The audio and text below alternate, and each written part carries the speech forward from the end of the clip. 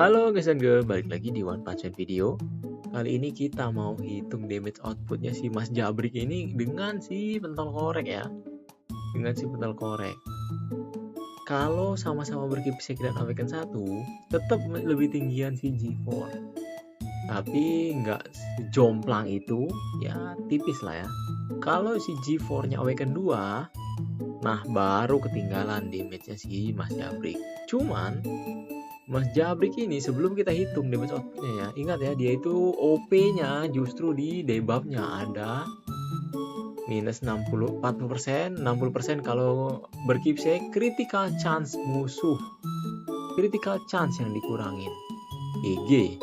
Terus nggak kurang-kurang ada 60% kalau P5 80% heal rate reduction. Bener-bener jadi tipis tuh musuh. Dan yang terakhir ada buffer buff. Buffer nih balik lagi gue ingatkan, ini kan dari teks CN ditranslate. Kalau mau dicari tahu, buffer itu bisa juga strong atau berotot. Ya sesuai dengan fungsinya lah ya. Buat kalian yang belum tahu, fungsi buffer buff ini mengurangi damage yang diterima ally sebesar 60% kalau damage itu scaling HP. Kalau awaken 2 jadi 80%. Wow ya, itu justru. Nah, tadi gue bilang kalau si G4-nya awaken 2 jadi meninggalkan damage si Jabrik. Tapi si Jabrik jadi malah makin OP lagi buff dan debuff-nya. Seperti itu guys. Nilai jualnya justru samanting curse dan buff-nya itu. Nah, karena dia sudah mulai bisa disandingkan damage-nya dengan seorang G4 yang apinya menyala, berarti dia jadi dua roll kalau dikipsekan. Dari debuffer dan buffer menjadi debuffer dan buffer plus DPS. Kira-kira gitu ya guys. Langsung kita ke perhitungannya. Sekarang kita ngitung yang basic B5 terus P5. P5 tentunya berkipsek ya. Habis itu kita hitung yang kalau kondisi awaken 2. Khusus si Jabrik awaken 2 nya nggak ada perubahan damage sih. Kita basicnya dulu, lihat nih. 480 itu normal, sedangkan 3400 itu total damage api di satu round. Cara ngitungnya itu api pertama dari awaken pasifnya si G4 itu murni dapat di OT buff saja. Nah, sisanya semua kalian kaliin dengan attack buffnya juga, seperti itu guys. Kalau si Hellfire tidak ada buff attack dan tidak ada buff di AOT, jadi murni seperti ini. Ini yang awaken 2-nya ya, si Mas Jabrik tetap sama karena tidak ada penambahan damage output. Lebih ke fungsi buffernya sama dispel stun jadi unlimited. Sedang si G4 meningkat dia. Tapi kalau kalian bandingin, G4 itu justru waktu ke P5 atau plus berkipseknya yang signifikan ya. Dari 3400 menjadi 5100 loh. Bandingin yang tanpa kipsek B5 sekalipun itu dari 3400 ke 4200. 3400 ke 4200. Itu kalah dengan 3400 ke 5200. 1000% bedanya cuy. Emang lebih pentingan kipseknya sih kalau untuk arahnya ke damage output. Soalnya awaken 2-nya G4 itu lebih ke attack buff-nya sama dispel stun plus dianya jadi immune. Itu sih lebih value-nya. Utility-nya meningkat value-nya. Damage-nya naik juga tapi tidak setinggi kalau berkipsek.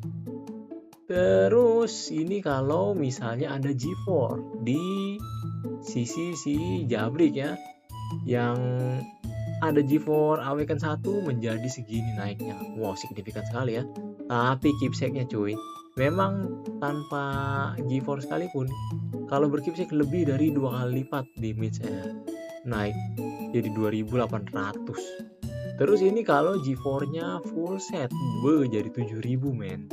Oh berarti si Jabrik harus ada G4 baru setara dengan G4 damage apinya ya bang? Enggak, tadi kan awal-awal gue bilang nyaris sama, tipis. Apalagi ada G4 baru mulai berubah. Loh ini kalah bang? Iya kalau melihatnya satu unit. Ingat sih, Jabrik ini row jadi 3 targetnya. Dengan kata lain 9 stack yang bisa di deliver, sedangkan si G4 hanya 6 stack.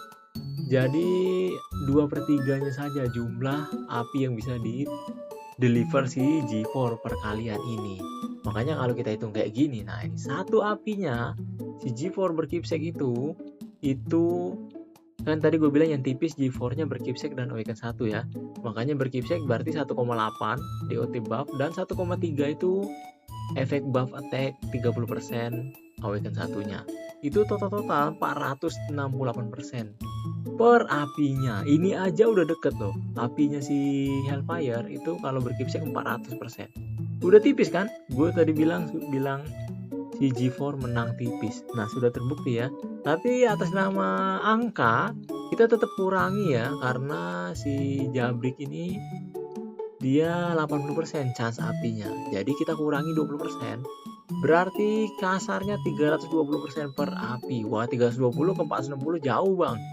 Betul kalau yang ininya. Tapi mengulang kembali si Jabrik Row.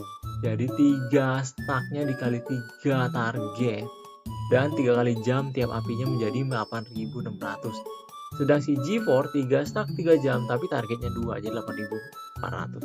Di sini saja sudah sama tuh ya, sama. Gue tetap memihak si G4 sih ya, karena G4 juga ada satu api lagi setidaknya ke semua target. Makanya gue bilang G4 menang tipis di sini. Kalau ada G4 makin meluber lagi. Gue ulangi lagi, si Hellfire ini nilai jualnya lebih ke debuff dan buffnya. Kalau apinya sudah bisa disandingkan dengan cara-cara yang DPS, makin lagi. Itulah kenapa si Mas Jabrik ini solid banget. Ibaratnya kalau ada boros terus Mas Jabrik, itu tinggal ditambah ini aja, salah satu dari 2 orang ini sudah meluber-luber di match outputnya. Kira-kira gitu ya guys, ini sebagai gambaran. Jadi kesimpulannya, sama-sama keepsek awaken 1, si G4 menang tipis dari sisi damage output apinya. Tapi kalau di sama-sama awaken 2, G4 baru mengungguli damage output apinya jauh. Kira-kira itu saja ya guys ya. Itulah kenapa gue bilang si G4 menangnya tipis kalau sama-sama keepsek dan awaken 1. Face by face damage output apinya. Cuman kalau sudah awaken 2 baru ini meninggalkan si G4. Ya wajar lah, G4 kan memang lebih fokus ke apinya. Sedangkan si Mas Jabrik ini fokusnya lebih ke debuff dan buffnya. Itu juga kenapa di buff bagian chance apinya, karena yang kemarin 50% tuh masih terlalu iseng-iseng berhadiah ya. Itu saja, semoga lebih dapet perbandingannya. Tapi memang justru mereka berdua nih klop loh.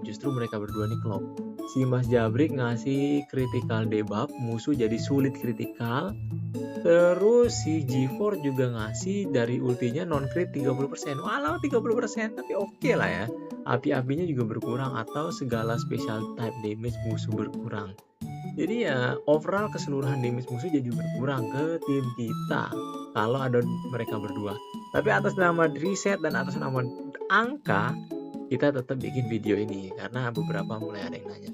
Kalau ada mau tanya yang lebih lanjut silakan. Kalau ada saran monggo. Dan kalau kalian suka video seperti ini, like dan subscribe. Jangan pikir gue pantas tuh gitu. Adios.